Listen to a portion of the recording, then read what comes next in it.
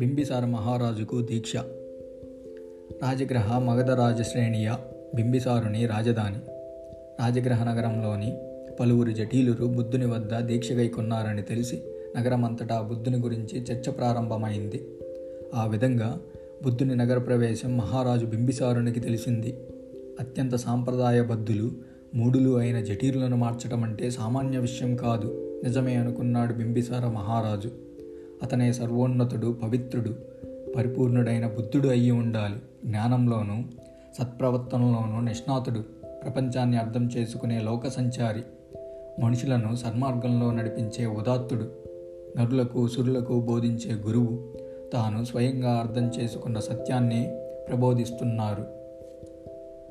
ఆది మధ్యాంతలలోనూ అణువణువున అతి సుందరంగా అందే ధర్మాన్ని ఆయన బోధిస్తుంటారు. పరిపూర్ణం, నిర్మలం, పవిత్రమైన జీవనాన్ని అతను ప్రవచిస్తుంటారు. అతని వంటి ఉత్తముడి దర్శనమే ఆనందదాయకం. ఇలా ఆలోచించిన బింబిసార మహారాజు మగధకు చెందిన 12 శ్రేణుల బ్రాహ్మణులు, గృహస్థులతో తథాగతుడు ఉన్న ప్రాంతానికి వెళ్ళాడు. తథాగతునికి సగౌరవంగా నమస్కరించి అతని వద్ద కూర్చున్నాడు. ఆయనతో వచ్చిన వారిలో కొందరు అదే విధంగా అభివాదం చేసి బుద్ధుని వద్ద కూర్చున్నారు. కొందరు పలకరించి కూర్చున్నారు, మరికొందరు చేతులు జోడించి కూర్చున్నారు. ఇతరులు తమ పేరు, కుటుంబనామం చెప్పి కూర్చున్నారు. మరికొందరు మౌనంగా తథాగతుని సమీపంలో కూర్చున్నారు. ఆ మగధ బ్రాహ్మణులు, గృహస్థులు తథాగతుని సమీక్షంలో ఉరువెల్ల కశ్యపుడిని చూసి ఆశ్చర్యపోయారు. ఇదెలా సంభవం? శ్రమణుడు కశ్యపుడి శిష్యరికంలో పవిత్ర జీవనం గడుపుతున్నాడా, లేక కాశ్యపుడు శ్రమణుని శిష్యరికం చేస్తున్నాడా?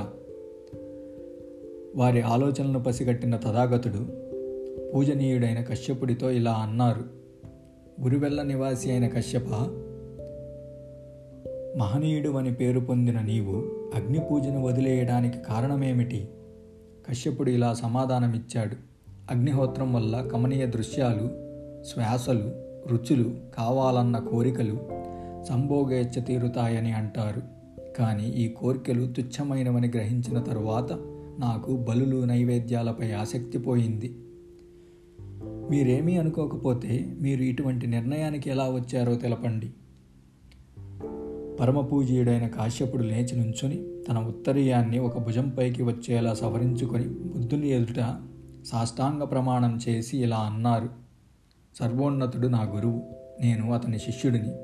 అప్పుడు ఆ 12 శ్రేణుల మగధ బ్రాహ్మణులకు, గృహస్థులకు కశ్యపుడే శ్రమణుడి ఆధ్వర్యంలో పవిత్ర జీవనం గడుపుతున్నారని అర్థమైంది. ఈ 12 శ్రేణుల బ్రాహ్మణుల, గృహస్థుల మనసులలోని ఆలోచనలను అర్థం చేసుకున్న తథాగతుడు వీరికి తన ధర్మాన్ని బోధించారు. నల్లని మరకలు పోయి తెల్లగా స్వచ్ఛంగా తయారైన శుభ్రవస్త్రంలో ఈ బోధనలో 11 శ్రేణులు మగధుల హృదయాలు పవిత్రతను, స్వేచ్ఛతను పొందాయి. 12వ శ్రేణి అప్పటికప్పుడు భగవానుడి శరణుగోరి సామాన్య బౌద్ధులయ్యారు. ఈ దృశ్యాన్ని తిలకించి బౌద్ధ ధర్మాన్ని అవగాహన చేసుకున్న బింబిసార మహారాజులో అన్ని సందేహాలు విచ్ఛిన్నమై సంపూర్ణ జ్ఞానం కలగగా ఆయన తథాగతునితో ఇలా అన్నారు. ఇది వరకు నేను రాజు కుమారునిగా ఉన్నప్పుడు నాకు 5 ఆశయాలుండేవి. అవన్నీ ఇప్పుడు పూర్తిగా సిద్ధించాయి. గతంలో నేను యువరాజుగా ఉన్నప్పుడు నేను మహారాజుగా పట్టాభిషిక్తుడనైతే ఎంత బాగుండును అనుకున్నాను. అది నా మొదటి ఆశయం. అది సిద్ధించింది. ఆ తరువాత సంపూర్ణ జ్ఞానం పొందిన సర్వోన్నతుడు నా రాజ్యానికి వస్తే ఎంత బాగుండు అనుకున్నాను. అది నా 2వ ఆశయం. అది కూడా సిద్ధించింది. వారికి నేను సేవ చేయగలిగితే ఎంత బాగుండు అనుకున్నాను. అది నా 3వ ఆశయం. అది కూడా సిద్ధించింది. ఆ సర్వోన్నతుడు నాకు ధర్మబోధ చేస్తే ఎంత బాగుండు అనుకున్నాను. అది నా 4వ ఆశయం. అది ఈనాటికి సిద్ధించింది. ఆ ధర్మాన్ని నేను అర్థం చేసుకోగలిగితే ఎంత బాగుంటుంది అనుకున్నాను. అది నా 5వ ఆశయం. అది కూడా నేటికి సిద్ధించింది. భగవానుడా, యువరాజుగా నేను ఏర్పరచుకున్న 5 ఆశయాలు అవి. అద్భుతం భగవానుడా, అద్భుతం.